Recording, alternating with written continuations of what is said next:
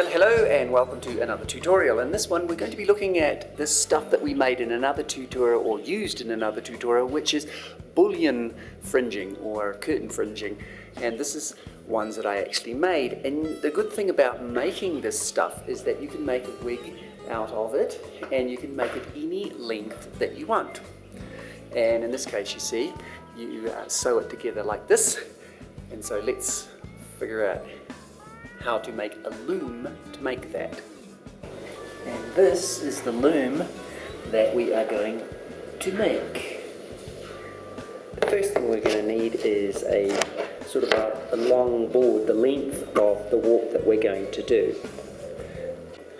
And on one end of the board we're going to get another piece of board, maybe a couple of 3 inches, whatever, but we're going to make it just the stand to take the end of it and cut 2 of those off there.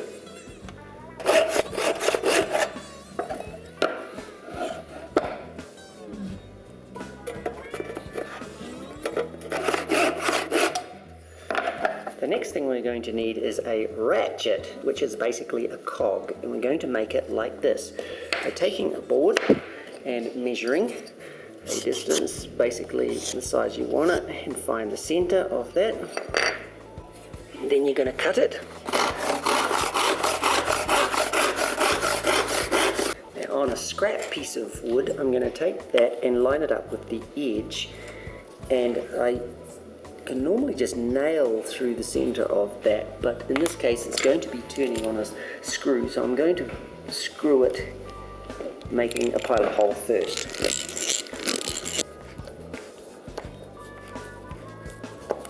So that it will turn. Then sustaining it there, I'm just going to run down the edge of that and cut the point off.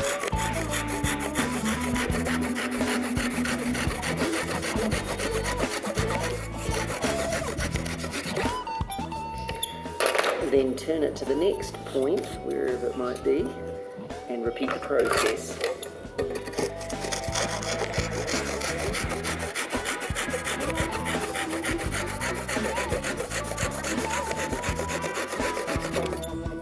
Successfully cutting off points and points and points until we get a circle.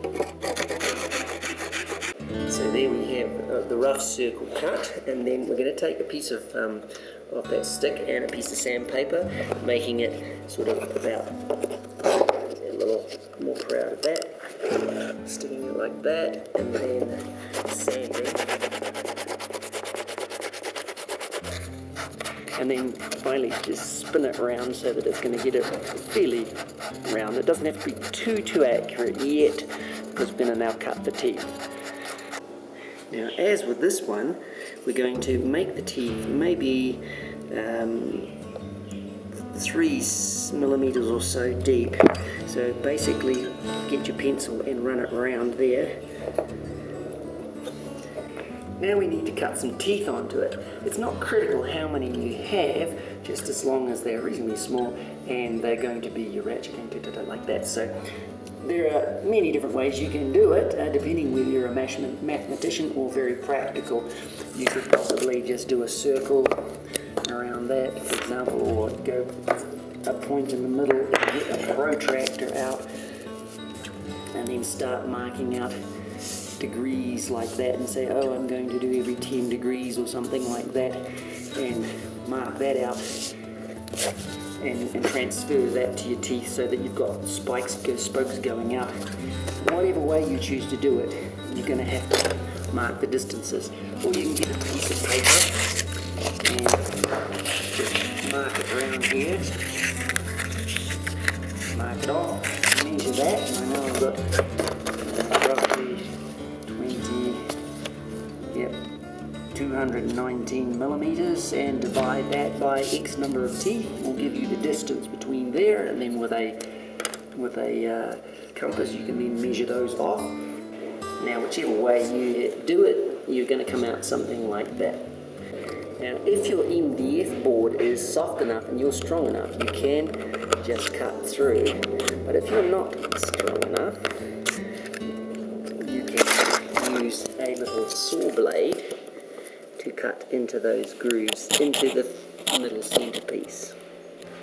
And then since we've cut into that little circle in there. We now want to go on a diagonal from the point of that one into the middle circle and cut those teeth off one by one.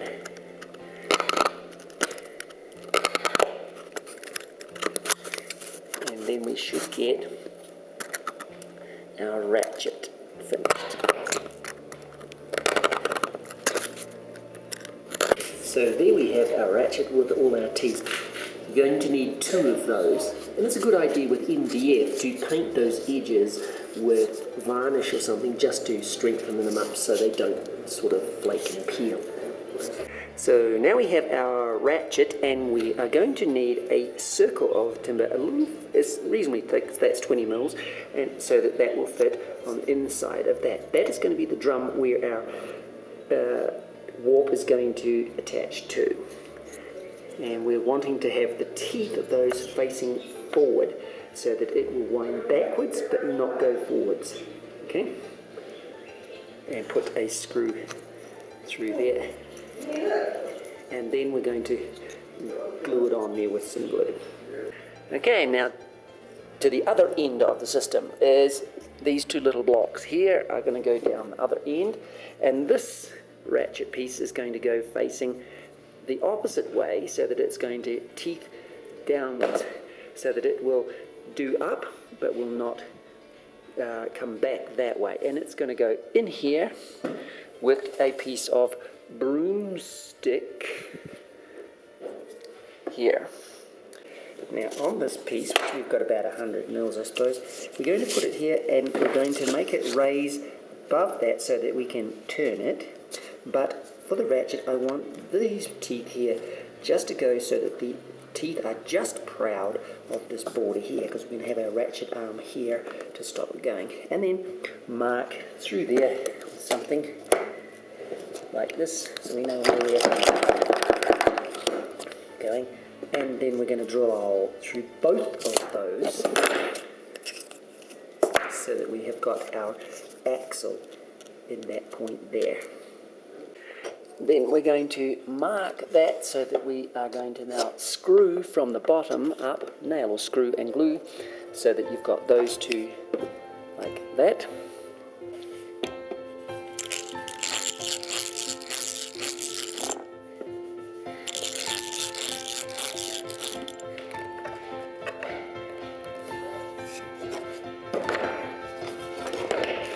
Now I can take a nail and put it through this little hole and through the center of that ratchet, and then I'm going to measure a piece of broomstick that will go in there and cut that off there. Now we're going to find the center of those ends there and the other side too, and then make a little hole in there for the axles to go into.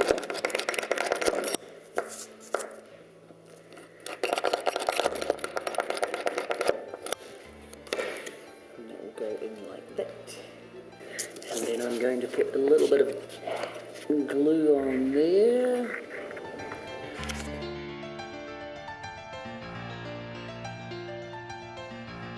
Then I can center it with the nail axle and making sure that the teeth are pointing forward and down. And so there we have the pinion on the ratchet on the back. Now for the ratchet mechanism, I'm going to get a thin piece of wood that's quite thin so that it's going to flex and be our escapement thing here. I'm going to drill a hole here for the screw.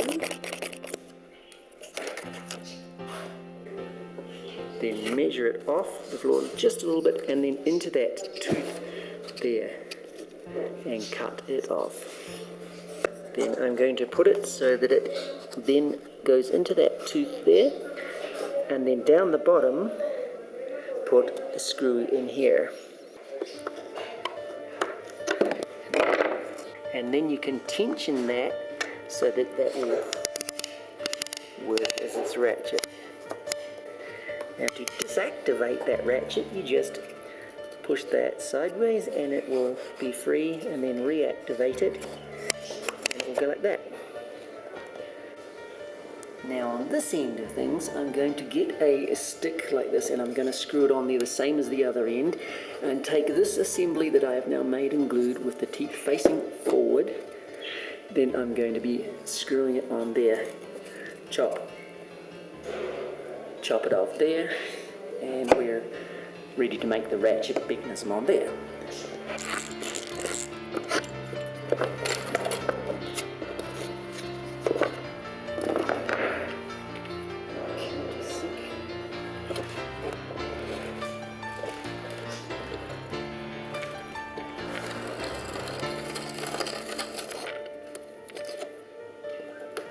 Countersink those.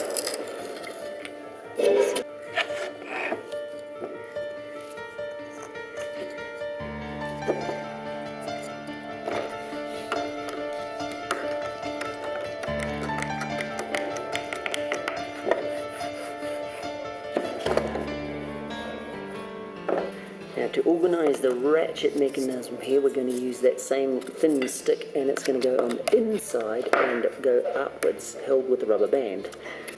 So I'm going to have a hole down end, and I'm then going to want a little notch into it that's going to go into the teeth and then out. So I'm going to then cut it like that. I'll probably do that whole second, so I'll cut this piece first and cut it off there, take that piece out.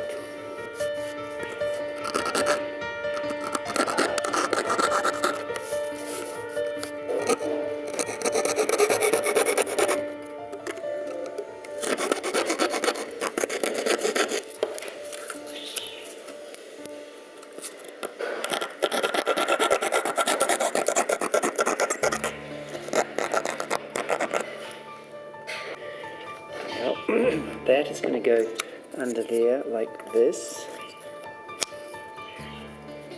and we want it to hook into the tooth there, and then figure out where it's going to pivot from,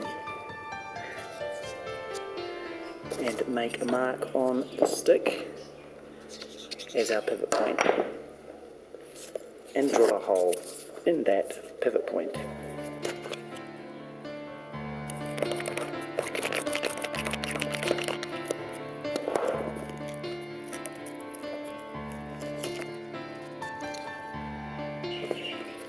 And then you're going to drill a little hole down here to then put your screw in, and also you can cut that off there. And then I'm going to put a little notch here that's going to take a rubber band.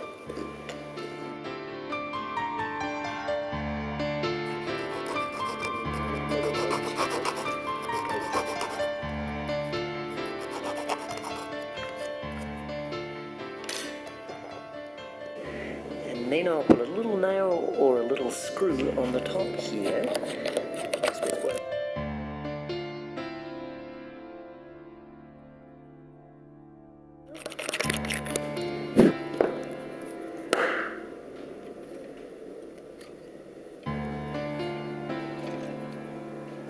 And then the rubber band goes from the notch to the little screw, and there's my ratchet system. If I want to undo the ratchet, just pull it down, and there we are, have it spinning free, and let it go back up. And there's our ratchet system at the front, and our ratchet system at the back. Now the last thing to make is a heddle, which is basically some sticks with a hole in the middle and a groove as well. And I'm going to make 4 of those thin things. So we're going to need a stick, nice and thin like this, and I'm going to cut it into 4 of those sticks, about 100 or so, and about halfway, which is in this case is 5.5 centimeters. I'm going to mark it, and then I'm going to get a drill which is quite fine. I've made this one just out of a nail and filed it down and put a flat on the end so that I can now drill a hole right down the center of that stick and do it to all 4 of them. Now on that stick I have my hole, and then with a hand plane I'm going to try and reduce that thickness that direction. So I'm going to take it off the top face here and the bottom under here to make preferably as thin as possible between the hole and the edge to be about the same distance. As you can see on this one, you want the holes and the grooves ending up being spaced more or less exactly the same position.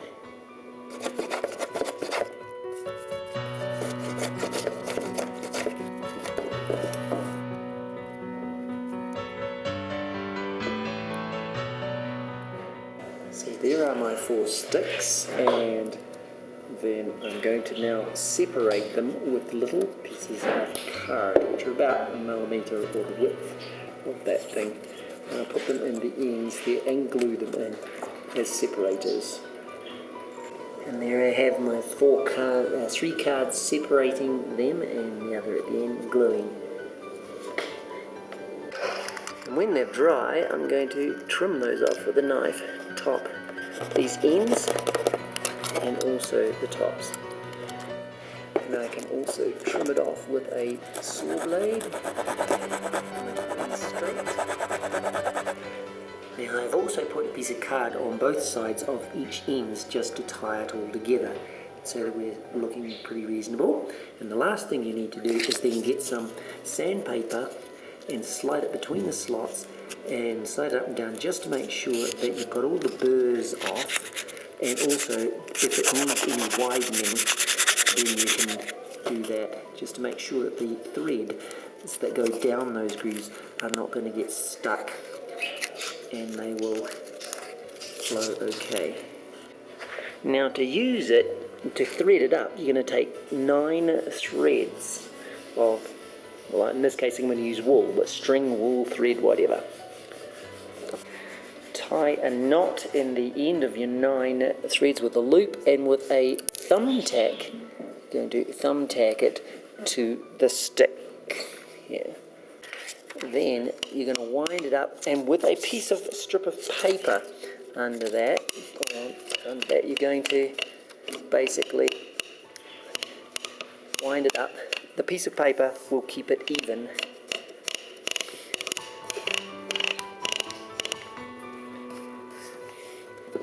Keep pieces of paper the more you wind it up.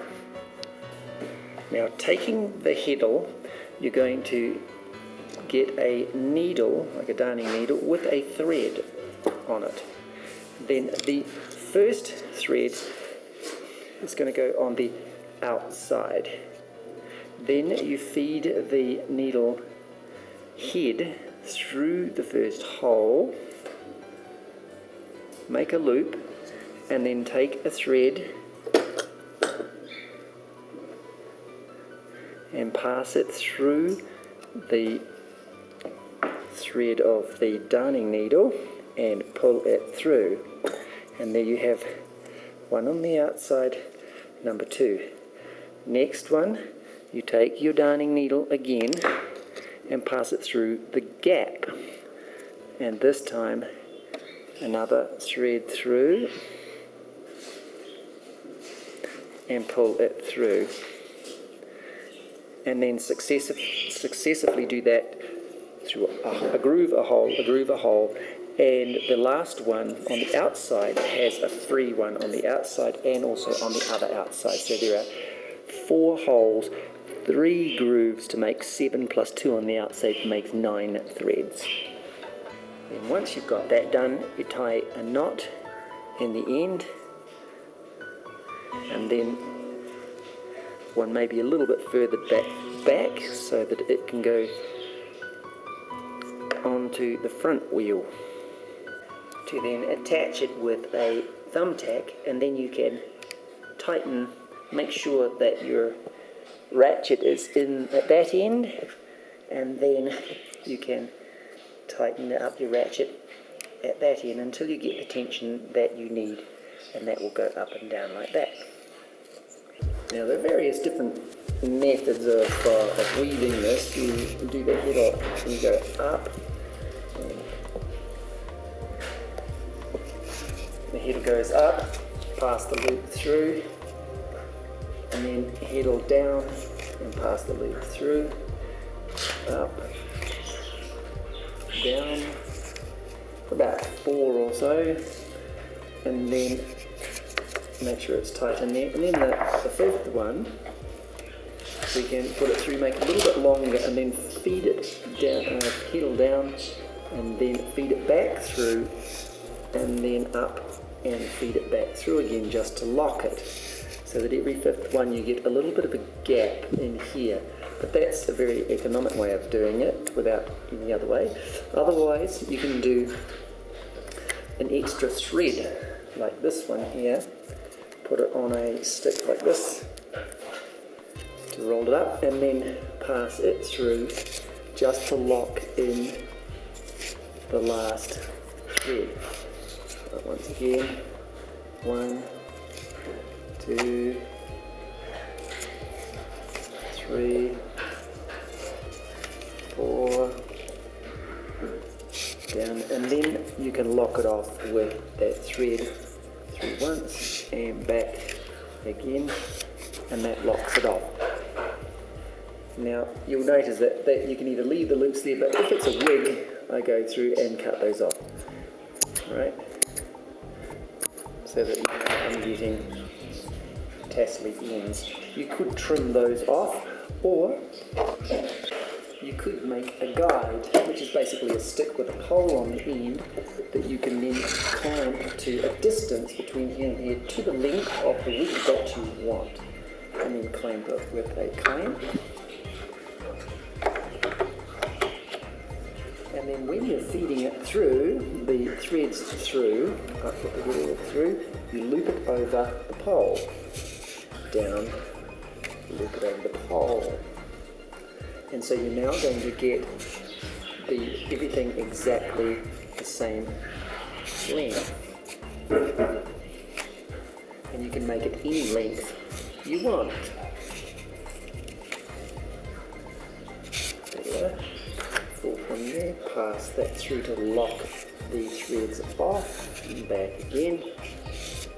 And then you can take those off, and they're all going to be the same length, and all at once snip it through.